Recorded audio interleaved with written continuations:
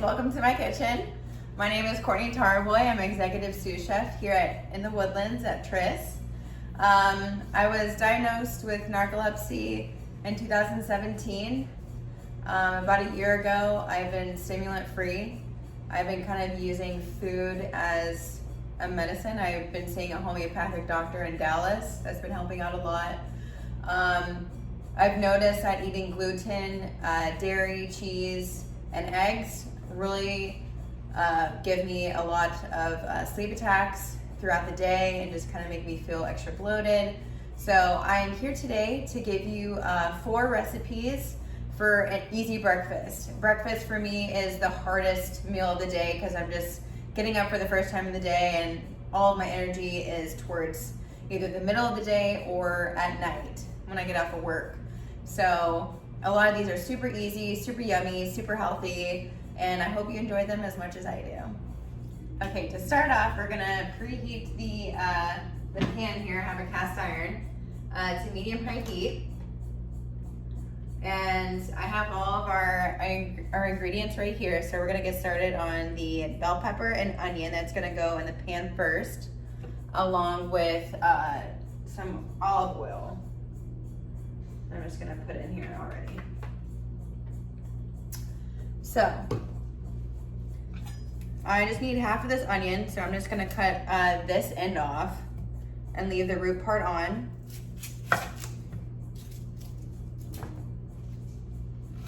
Having that root on there actually helps hold everything together. So now I'm just gonna peel this off. Just the first layer. Maybe the second layer for good luck. All right, so now you're gonna take your hand, put your palm on top of the onion, and you're gonna use this knife, and you're going to cut into it like this. You're sliding it, you're basically doing this. Okay, so we're gonna do this one more time. And then you're gonna go down. So you're gonna go down by using, I like to use the knuckle instead of using the fingertip because you can easily like cut your fingertip off and that's not the best thing. So I like to use my, my middle finger knuckle and you're just gonna go down.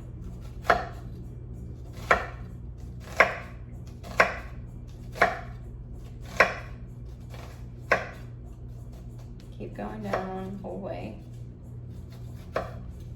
Okay, get rid of the excess. And then now you're gonna chop and I'll give you the perfect amount or the perfect size that you want. And then you can use this for stalks or, you know, whatever. So I'm just gonna do a little tester, see my pan isn't hot enough. So I'm just gonna put this aside and I'm gonna start on my bell pepper. So the way to cut a bell pepper that I like to cut, I think it's easier, is, I buff my knife really quick. So you have your whole bell pepper. I like to cut it down here. So I'll do this one side, cut it close. So you have like 4 parts and I'll turn on the side right here to do that. So then you just have this whole thing that's already connected together. And then to make like the perfect cut, okay, so we're getting some action in my pan here. So I'm actually gonna go ahead and put the onions in there so I have more room on my cutting board. Once you hear that sizzle, you're good to go.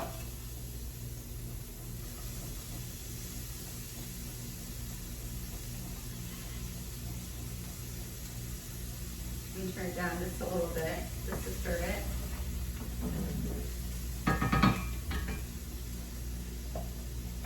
So I cut off the ends of it. Some people think it's wasteful, but I mean, I like to have a good cut. Perfect size.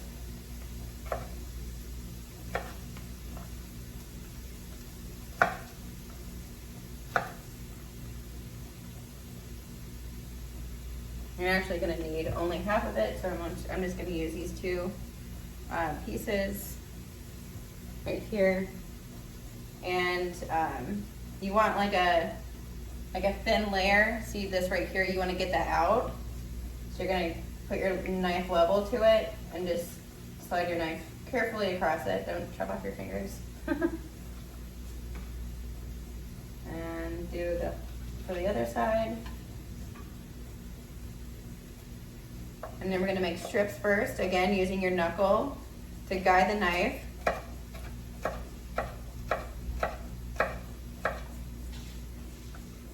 I like to do everything in steps first. So now that we have our strips of the other half, we're gonna do this one right here.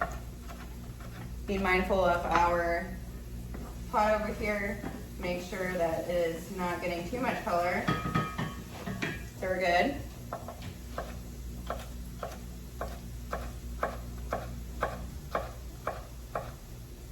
Okay, so now we're done with our strips. We're gonna do like a small, gather them together and then make little, okay, and then we're gonna add that into the pan.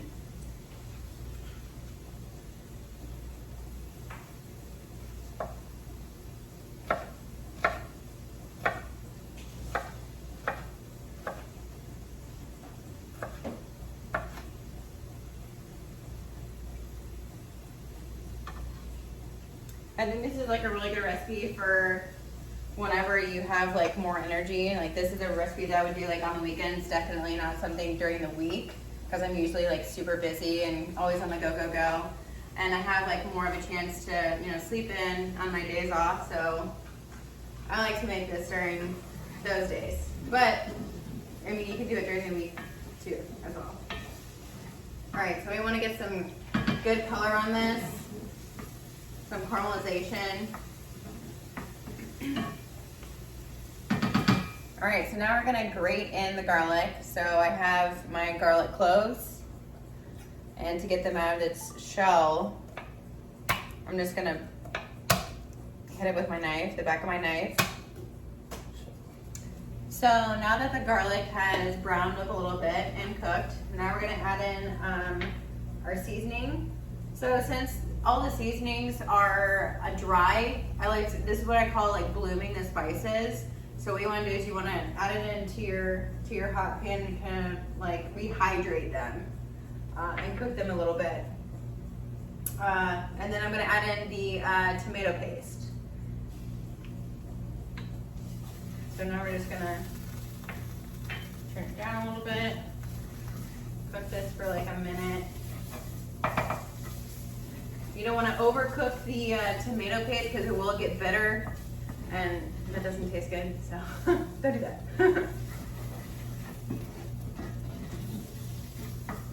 All right, so now that I see some rehydration of the spices, I'm gonna go ahead and add in the tomatoes.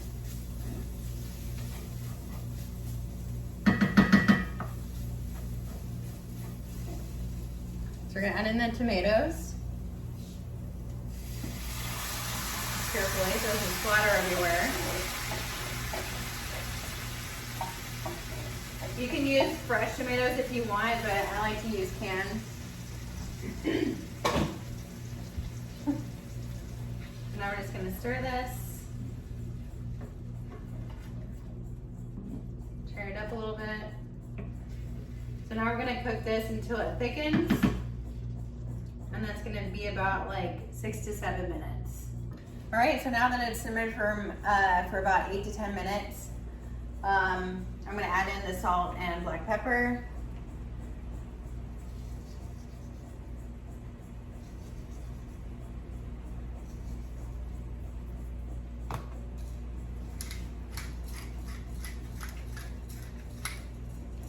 We're gonna stir it.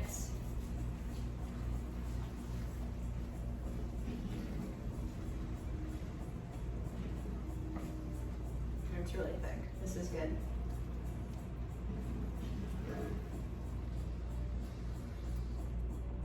All right, so now with this spoon, we're gonna make a little well to put the eggs in.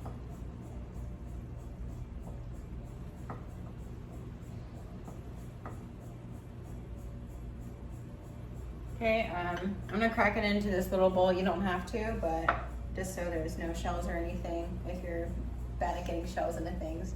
I'm not, but it's just easier. So now that's in there. I wash my hands.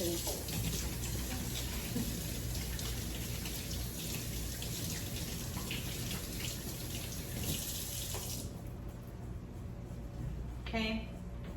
So now we're just gonna gently pour in this egg into the well. I'll put it over here so you can see it. Get close to it.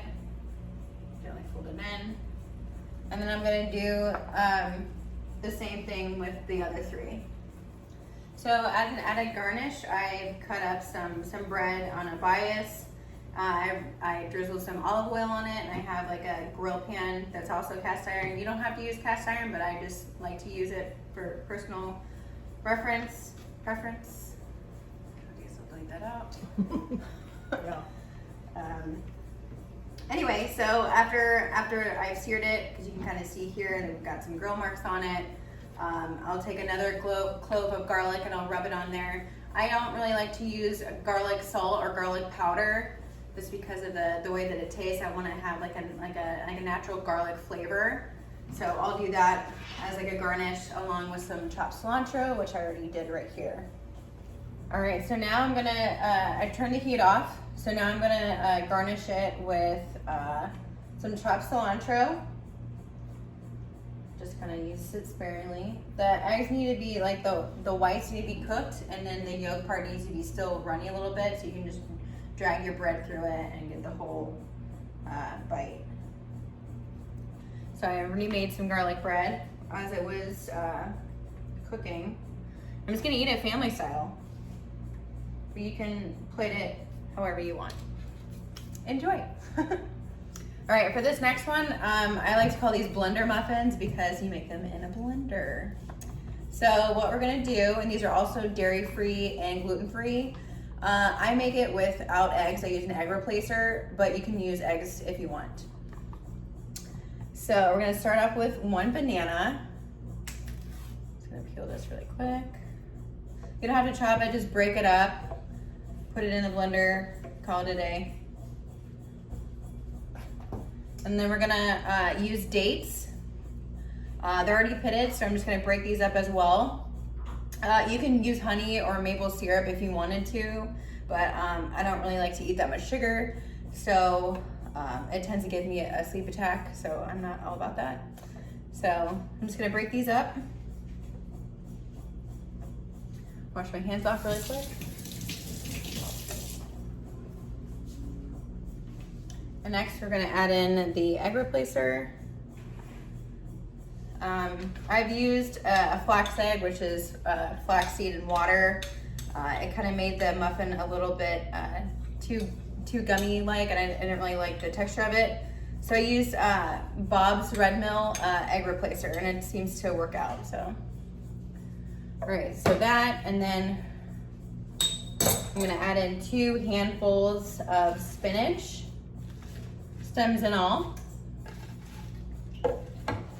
Just kind of jam it, pack it in. Okay, kind of press it in there so whenever the blade starts going, it has something to catch on to. So I'm gonna put this away. And then vanilla extract, and then baking soda. I'm gonna put these in there. I buy a big bag from Costco. They're gluten-free, but obviously you can use regular oats if you wanted to. Gluten tends to give me sleep attacks as well, so I kind of stay away from gluten. So I'm gonna go ahead and pour this in there. And now we're gonna blend it. I like to use a high power blender because this is gonna be a little bit on the thicker side. Using a NutriBullet doesn't really seem to work that well, so a Vitamix or another high power blender, it works out perfectly. So I'm gonna go ahead and turn this on.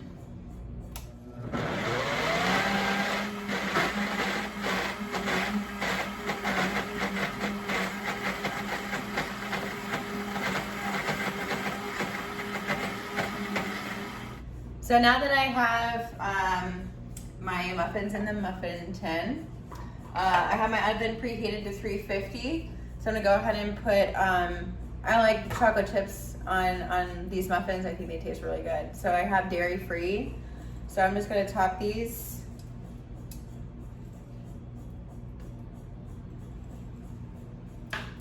I think my muffin tin is a little bit larger than normal, so it only made 6. But I mean, depending on what muffin tin you have, you can make more, or you could double the recipe if you wanted to. So we're gonna go ahead and put these in the oven for 13 minutes. Again, all ovens are different, so you just kind of have to see what the sweet spot is for your oven. We're gonna take a toothpick after they come out. We're gonna take a toothpick and stick it in the middle, and then if it comes out clean, you want to make sure that you take the muffins. They're done. So you want to take the muffins out of the hot pan and put it onto a rack, because if you leave them in the muffin tin, they will continue to cook. So let's go ahead and put them in the oven in the middle rack, and then we're going to set a timer for 13 minutes. Okay, so now that I've taken them out of the oven, they're toothpick clean, and now this is what they look like. Beautiful, vibrantly green, healthy breakfast on the go. Enjoy. Okay, so for our next recipe is overnight oats. I love making these during the week because majority of my energy is at nighttime. So right when I get off of work, I will always make this recipe for the next morning, so I can just literally grab and go, get on with my day. So it's super easy to make. So we're back again with the oats. I'm just gonna put it into a bowl or whatever you feel like mixing it in. Like a bowl is easiest. And then you can use water, regular milk. Again, with my allergy, I don't use any of that. I use like dairy-free soy milk. That's my go-to. So just gonna pour it in over the oats. And then I like to add just like a little pinch of salt just to tie it all in. And then we're gonna mix it. And then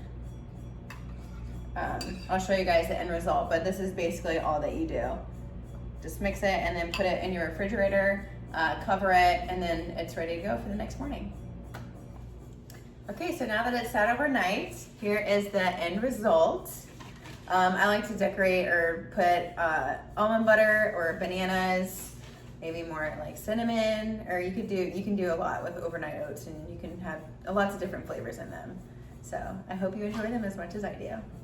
All right, for our next one, we're gonna do an overnight chia seed pudding. Chia seeds come from a flowering mint plant. The origin is in South America. It is slow to digest, so over time it'll be fuller longer, and it's also a superfood, so it's really healthy for you. All right, so let's get started. So we're gonna grab our bowl. We need about 1/4 of a cup of cocoa powder. So measure that out really quick.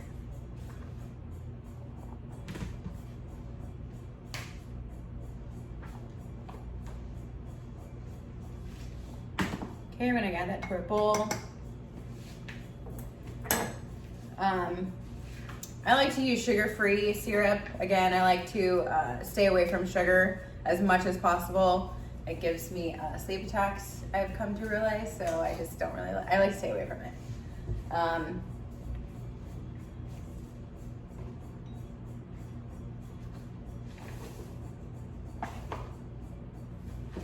There's that. And I measured out some cinnamon. We need a pinch of salt.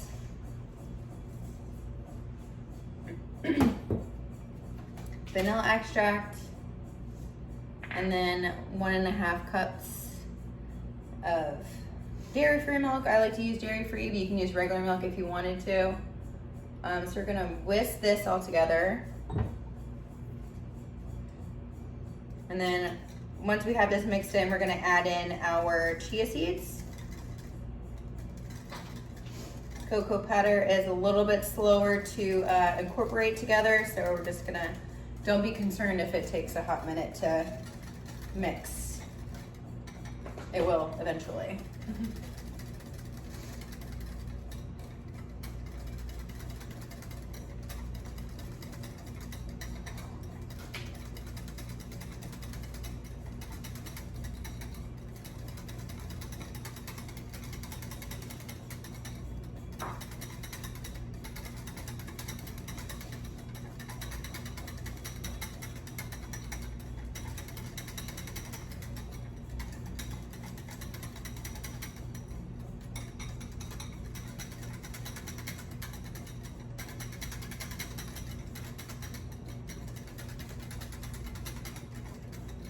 All right, so now that's incorporated. All right, so now that we have a smooth consistency here, we're gonna go ahead and add in our chia seeds. And then once again, whisk.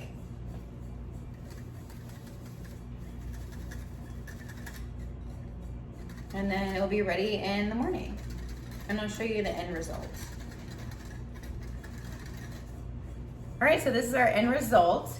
I did a parfait style, so I did the chia seed pudding on the bottom, a layer of banana, another chia seed layer, and then I put more banana, and then pomegranate seeds. Pomegranate seeds are a healthy addition because they have anti-inflammatory properties. Enjoy.